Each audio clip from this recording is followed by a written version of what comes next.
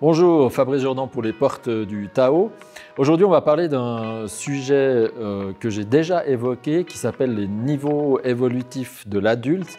Mais j'aimerais vous montrer comment il s'applique dans l'aspect relationnel, alors soit affectif, c'est en général celui qui nous occupe le plus dans nos vies, soit dans d'autres aspects plus périphériques de nos vies, mais qui restent quand même importants. Voilà, donc les niveaux évolutifs, j'en ai déjà parlé. Je vais juste faire un rapide récapitulatif. Je vous précise que ce n'est pas moi qui ai inventé ces choses-là. C'est entre autres le docteur Ferdinand Vuillemier qui les a beaucoup utilisés. Ferdinand Vuillemier, c'est un psychiatre suisse qui a été un précurseur dans beaucoup de choses, mais qui a été en même temps psychiatre, psychothérapeute, qui a vécu toutes les ères de la psychothérapie et en même temps, pendant le même temps, a été et est toujours d'ailleurs un grand méditant. Il est engagé dans une voie spirituelle et donc il a une vision, on va dire, spiritualisée des rapports biopsychosociaux, comme il le dit. Et je me suis inspiré de lui, Ken Wilber, enfin d'autres, mais aussi surtout, je me suis inspiré de ce que je voyais moi dans les groupes dans lesquels j'étais actif, dans les différents systèmes dans lesquels j'ai bourlingué un peu au travers de ces 30 dernières années. Et en tout cas, on ne peut pas nier qu'on voit très bien qu'il y a des gens qui ont un fonctionnement qui est plus ou moins adéquat en fonction des circonstances. Et cette adéquation en fonction des circonstances dépend en réalité beaucoup du niveau évolutif de la personne. Alors je sais qu'aujourd'hui, parler de hiérarchisation, d'évolution, etc. peut faire un peu peur, surtout nouvelle génération, mais en fait ça ne change rien. On ne va pas refaire le psychisme humain parce que certaines personnes ont des visions horizontales des relations.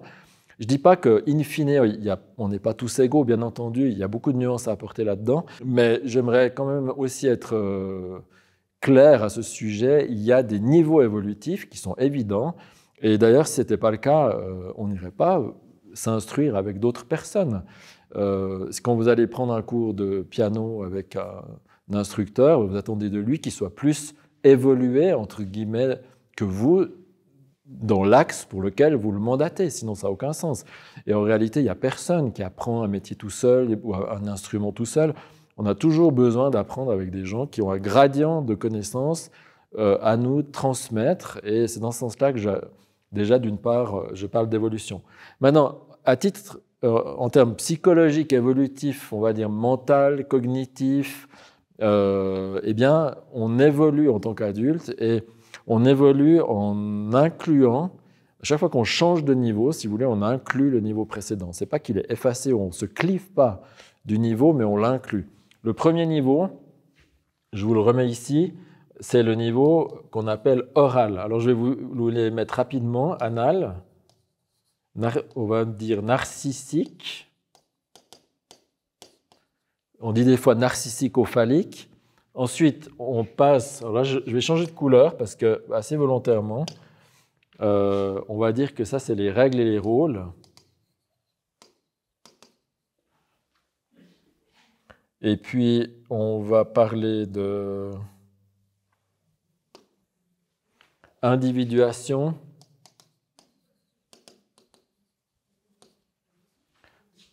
On va parler de stade centaurique. Puis ensuite, on va parler de stade, on va dire, plus spirituel, directement, ou de stade d'éveil, mais je vais mettre exprès éveil avec un S, parce qu'il n'y a pas qu'un éveil, et c'est très important d'être au clair avec ça. Alors, je vais vous faire un rappel très rapide de ce que ça peut représenter dans la vie de tous les jours. Alors, normalement, le stade oral, c'est un stade qui correspond au stade des nourrissons. C'est le stade où il n'y a pas de différenciation entre le nourrisson et son environnement. Tout est lui. Il sort du ventre de la maman qui n'était qu'une unité. Et puis, la seule chose qu'il veut, c'est manger, c'est prendre, en fait. Et donc, le stade oral, il est normalement dépassé à partir d'1 année, 2 ans, pour ensuite rentrer dans le stade anal. Alors ça, c'est tous des niveaux de développement de l'enfant, mais en fait, on les dépasse, on grandit, mais ils restent toujours activables à l'intérieur de nous.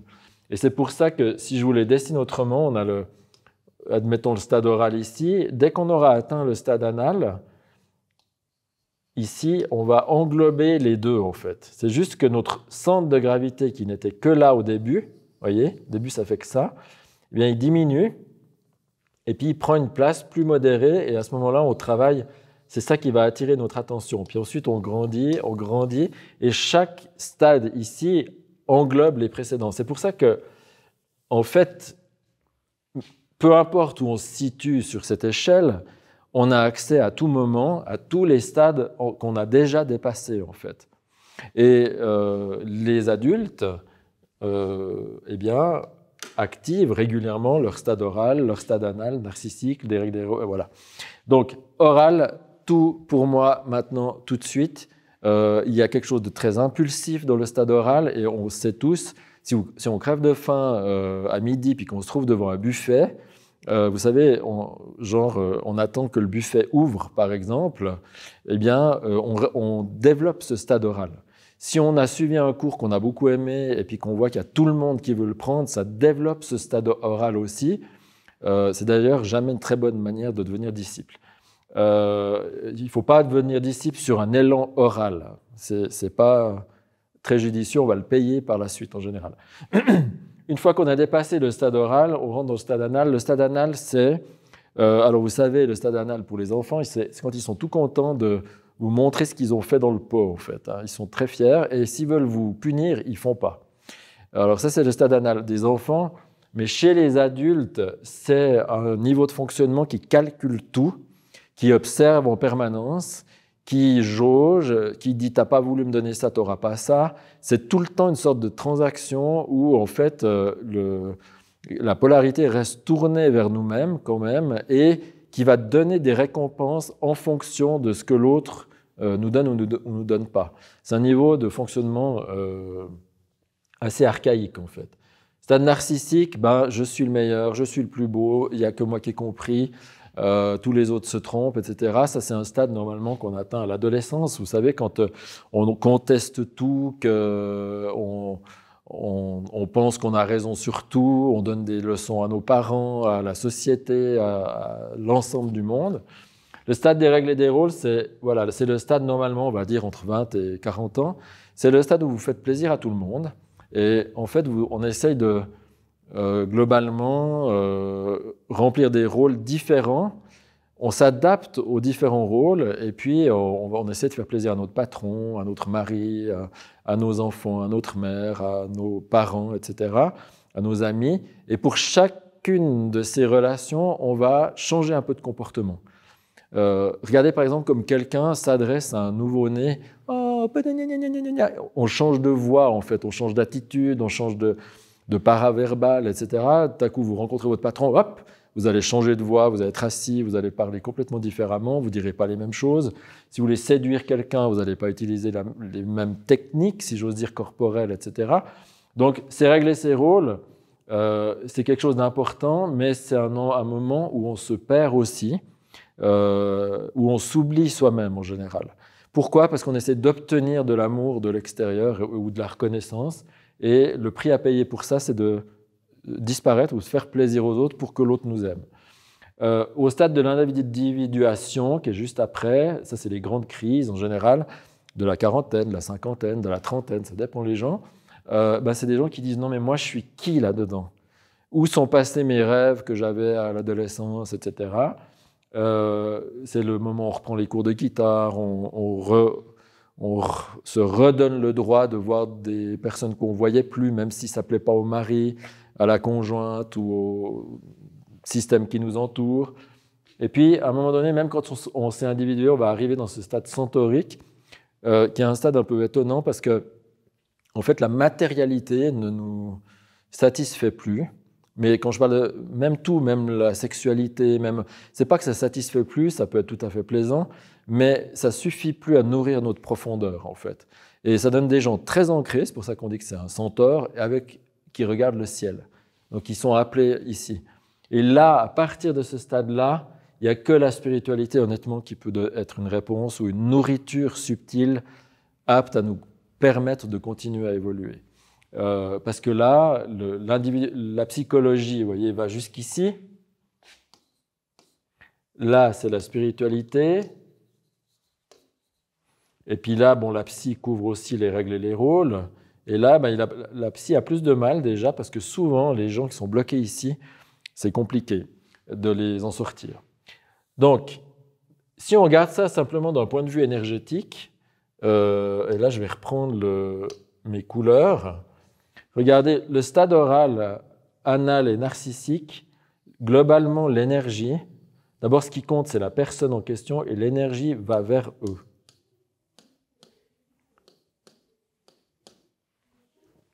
C'est assez simple. Et si dans le stade narcissique même, on va harponner l'extérieur pour ramener vers soi. Mais on ne donne pas en échange, en fait. C'est ça qui est assez paradoxal dans ce stade. C'est comme si la personne va chercher l'autre et tire vers soi, mais sans faire l'effort d'aller vers l'autre, en fait. Donc, en réalité, dans ces 3 premiers stades, l'autre n'existe pas vraiment. Il n'y a pas d'altérité, ou très peu. Le premier niveau de l'altérité, il est ici, dans les règles et les rôles, parce que pour pouvoir s'adapter aux règles et aux rôles, eh bien, il va falloir comprendre qu'on a un interlocuteur ou une interlocutrice, comprendre ses valeurs, comprendre ce qu'il ou l'autre attend pour que nous, on puisse faire quelque chose. Alors là, nous, on fait le pas vers l'autre, mais on attend que l'autre fasse un pas vers nous en échange, et c'est des transactions où on commence à transiger ou à être en transaction d'égal à égal et où on peut commencer à faire des win-win. Ici, par exemple, on essaye d'avoir quelque chose, en général, mais c'est plutôt l'autre qui gagne. C'est un win externe avec un petit win interne pour nous. Mais globalement, on perd encore ici, à ce stade. Au stade de l'individuation, il y a une forme d'égalité énergétique qui commence vraiment à s'installer. Là, ici, on a 2 individus qui sont capables d'échanger, d'intervertir leur rôle de temps en temps et qui sont dans des transactions très égalitaires, en fait, où chacun apprend de l'autre à tour de rôle, il y a un vrai compagnonnage. Et en général, ça donne des très belles relations sur le long terme. Et au stade des spirituels, eh bien, l'énergie est exactement inversée à ici, c'est que là, les gens donnent. Et c'est ce qui mais donnent pour de vrai. Hein. C'est plus le don qu'on fait au niveau des règles et des rôles où on attend le retour, même s'il est complètement inconscient. Par exemple, les gens qui se mettent que en rôle thérapeutique, par exemple, ils ne sont pas ici, même s'ils aimeraient bien être là, mais en général, ils sont coincés au niveau des règles et des rôles. Alors, pourquoi je vous ai remontré ça?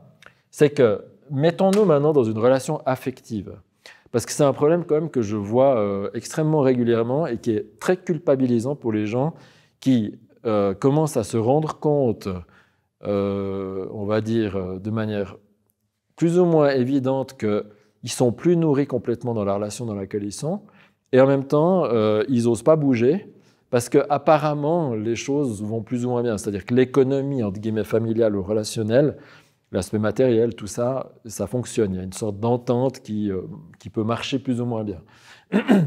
Mais pourquoi on peut ressentir ça à un moment donné? Parce qu'en général, surtout dans des relations qui durent longtemps, au moment où on rencontre l'autre personne, alors, ce qu'il faut savoir avant, c'est que tous, on fonctionne en général sur 3 niveaux médians. Ici, ici, ici, peu importe sur quel 3 on est, on a toujours un niveau médian de fonctionnement. Par exemple, quelqu'un qui est dans les règles et les rôles, il peut très bien activer facilement son niveau narcissique ou animal quand il est stressé, et puis de temps en temps se dire « Ah, j'aimerais bien reprendre mes cours de piano, puis je vois bien que je donne trop, etc. » Donc, mais on reste bloqué sur cette charnière médiane ici. Alors, imaginez que la charnière ici, c'est mon médius, et que quand vous rencontrez quelqu'un, alors ça c'est la plus grande des chances, et déjà c'est pas toujours comme ça au début, parce qu'il n'y a pas besoin d'avoir 3 matchs pour que les gens se plaisent, mais imaginons le cas idéal où vous rencontrez quelqu'un où vous avez 3 niveaux qui fonctionnent ensemble. Alors évidemment, là ça donne des relations très très fortes au début, parce que elles peuvent être très fusionnelles, parce qu'en fait, à tous les endroits où on se situe globalement, eh bien, on est nourri. On est nourri au niveau physique, on est nourri au niveau affectif, on est nourri au niveau psychique ou intellectuel. Mais maintenant, ce qu'on voit très souvent dans les couples, c'est que d'abord, on ne se rencontre pas comme ça, mais déjà, il y a ça, et parfois même, il n'y a que ça. Alors, mais admettons que, disons, on se rencontre sur 2 niveaux et pas 3. Bon, quand il y a 2 sur 3 qui marchent, il y a 66% de satisfaction, ça va encore, en fait. Mais imaginez qu'au fil du temps, vous restez 2 ans, 3 ans, 4 ans, 7 ans, 10 ans, 15 ans avec quelqu'un, il y en a un des 2 qui bouge. Eh bien, en général, ce qu'on voit, c'est qu'il y a 2 niveaux de la personne A qui sont plus nourris, et l'autre aussi il souffre, parce qu'il y a 2 autres niveaux qui sont plus nourris non plus. Alors, ça ne veut pas dire que l'économie familiale, aller chercher les gamins, organiser la crèche, qui va faire les courses, quand est-ce qu'on prend les vacances, ça ne fonctionne pas. Mais il y a notre âme qui commence à crier, parfois à hurler, qu'on est en vide de quelque chose. Et le problème, c'est qu'en général, celui qui a évolué le plus, c'est à lui de s'adapter vers le bas. Parce que celui qui a moins évolué, qui se trouve encore dans des stades plus bas du développement de l'adulte, il ne peut pas monter. Il ne peut pas monter de manière artificielle. C'est comme si vous parlez de sexualité à un enfant prépubère. Vous pouvez lui en parler, ce n'est pas une bonne idée, hein, mais disons que vous pouvez lui en parler qu'avec des mots qui correspondent à son monde. Mais il ne pourra pas avoir une idée de ce qu'est la sexualité avant que les hormones commencent à circuler. Et donc, il ne peut pas comprendre, en fait. Et donc, le problème, c'est ça. C'est qu'en général, la personne la plus évoluée, je suis désolé d'utiliser ce terme, mais c'est quand même comme ça, c'est elle qui s'adapte à l'autre en permanence. Et d'ailleurs, le système est incroyablement fort pour vous remettre à votre endroit. Chaque fois que vous voulez faire comme ça, ou que vous voulez vous échapper un tout petit peu, ou aller vers ce que votre... Parce qu'il faut imaginer, hein, cette poussée, elle est naturelle, elle se fait parce que le Tao veut qu'on évolue. Et donc, quand on fait ça, en réalité, si vous êtes ici et que vous descendez artificiellement, bien sûr que vous obtenez quelque chose en échange, vous obtenez, comment dire ça, que la personne qui est située plus bas vous donne quelque chose, ou vous reconnaisse, ou vous accepte comme vous êtes, peu importe. Vous obtenez un petit truc, mais vous obtenez une nourriture grossière alors que votre âme est en train de réclamer une nourriture subtile. Et ça peut aller à un temps, mais à un moment donné, ça va devenir compliqué. Alors, soit le système va exploser, soit eh bien, vous allez tomber malade, ou il va y avoir un truc qui va se passer, soit dans votre corps, soit à l'extérieur, qui va venir vous rappeler de manière assez brusque que ça ne va pas comme ça. Donc, il faut sortir de la culpabilisation par rapport à ce genre de choses. Quand quelqu'un bouge, ce n'est pas un drame déjà d'en parler, d'oser en parler, mais en général, celui qui n'a pas suivi l'évolution, il ne va pas comprendre. Vous avez sûrement déjà entendu ces couples où vous en avez un qui dit « je pars », c'est la catastrophe depuis plusieurs années, puis l'autre il dit « je ne comprends pas, j'ai rien vu venir en fait ». J'en ai eu des dizaines en consultation au cabinet médical. J'ai rien vu venir. Puis je dis, mais comment ça se fait que vous n'avez rien vu venir si vous dites que vous étiez un couple qui était en train de se parler et être dans une relation saine, en fait. Et c'est à cause de ça. Parce qu'il y en a un, si les besoins de celui-là sont remplis parce qu'il fonctionne essentiellement au niveau matériel, par exemple, eh bien, ça suffit. Matériel, sexuel, c'est bon, il a ce qu'il veut. Je dis « il » parce que souvent, c'est quand même souvent plus des hommes qui ont de la peine à aller vers leurs émotions et vers l'individuation. Ce n'est pas la majorité, mais on voit dans les cours de développement personnel, dans les cours, c'est beaucoup plus de femmes que d'hommes qui sont là. Et donc, c'est souvent la femme qui va s'adapter, malheureusement, et au détriment de tout son déploiement personnel. Et à un moment donné, c'est l'âme qui crie et on ne peut pas faire taire son âme de manière indéfinie. Parce qu'à un moment donné, on le paye. Et on le paye comment? Alors, ce n'est pas pour faire peur. On le paye des fois par une maladie ou par des trucs comme ça, mais ce n'est pas forcément toujours ça. Mais c'est juste qu'on le paye en général par le fait que si on ne choisit pas nous-mêmes de bouger consciemment, si on ne met pas de la conscience dans le jeu, qu'on n'est pas capable d'en parler, eh bien, c'est la vie qui va se charger de nous balayer ou de faire arriver quelque chose par l'extérieur. Et quand ça arrive par la vie, c'est-à-dire qu'on a résisté au changement et c'est la vie qui dit non, non, maintenant ça suffit, ça arrive de manière violente et on n'a pas le choix de ce qui arrive. Donc en fait, notre liberté diminue parce que tout à coup, vous vous faites renvoyer de votre job, parce que votre copain... Parce qu'il faut imaginer, vous vous adaptez, vous adaptez, vous adaptez. Et puis en fait, finalement, vous vous rendez compte que c'est lui qui a une relation avec quelqu'un d'autre depuis 2 ans, alors que vous emmerdiez à vous adapter à lui depuis tellement de temps. Et parce que voilà, en fait, on ne peut pas mentir, il y a des choses qui ne sont pas remplies de part et d'autre. Donc, pour tous les gens qui culpabilisent de bouger, dites-vous une chose, c'est que si votre relation est là, ça va fonctionner, vous avez moyen de la faire fonctionner, vous pouvez vous suradapter, mais vous perdez beaucoup d'énergie, vous allez le payer à la longue. Mais surtout, regardez, si vous vous séparez ou que vous dites « ok, bah, chacun repart sur son chemin », vous donnez à l'autre la possibilité de rencontrer de nouveau quelqu'un qui fonctionne avec lui. C'est une opportunité pour l'autre. Je ne dis pas qu'il ne faut pas faire un deuil, mais ce n'est pas la catastrophe de se séparer. Et c'est ce truc complètement, en général, d'autoflagellation qu'on dit « ah non, je ne peux pas abandonner l'autre ». En général, le grand truc, c'est les enfants. Non, non, il y a les enfants, etc. Mais c'est une vision complètement faussée du mouvement de la vie en général, selon moi. Parce que quelle image meilleure, vous voulez donner quoi comme image à vos enfants? Quelqu'un qui suradapte sans arrêt et puis qui montre qu'il n'est pas capable de s'individuer et de se respecter, ou bien quelqu'un qui prend sa liberté et qui est capable de vivre de manière autonome tout en étant respectueux pour l'autre. C'est aussi un message, c'est le message qu'on fera passer aussi à nos enfants. Donc évidemment, ben, ça va, si vous voulez, c'est clair aussi que plus on monte ici et que le déploiement se fait, plus le stade moral aussi sort un peu des sentiers battus. C'est pour ça que ça peut être étonnant des fois de rencontrer des gens qui ont fait ce travail-là. En général, ils sont sortis de plusieurs psychothérapies avant, la plupart du temps aussi, et ils ont fait un travail spirituel, parce que les règles morales qui s'appliquent à un stade centaurique, par exemple, ou spirituel, sont souvent un peu transmorales. Parce qu'on va plus faire... Parce que souvent, quand on parle de moralité, en réalité, on parle de la moralité des règles et des rôles. Oh, qu'est-ce que les autres vont penser? Qu'est-ce que ma mère va penser? Qu'est-ce que mon cercle d'amis va penser?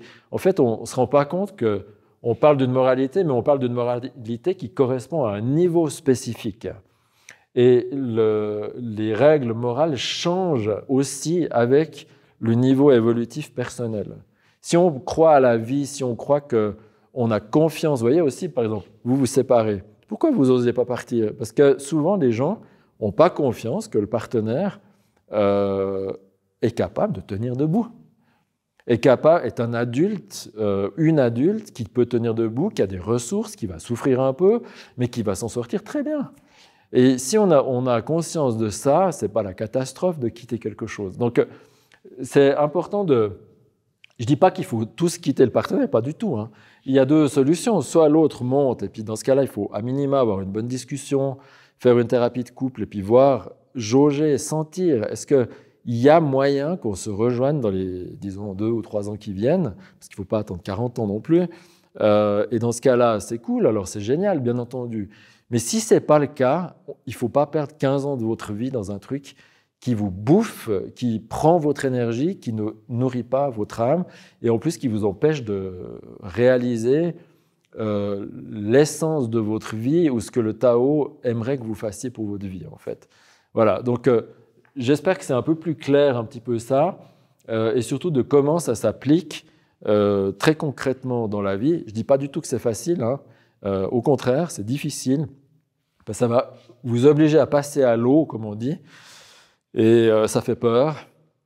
Je rappelle, l'eau, c'est lié au rein, c'est lié à la peur, il faut passer un deuil, etc. Donc, ce n'est pas si simple. Et surtout, les forces de rappel systémique, ça, je voudrais vous le dire aussi, elles sont incroyablement fortes. C'est-à-dire que souvent, si vous voulez bouger, vous allez avoir tout l'entourage. Alors déjà, la personne elle-même, elle va vous culpabiliser à mort, bien entendu, c'est normal.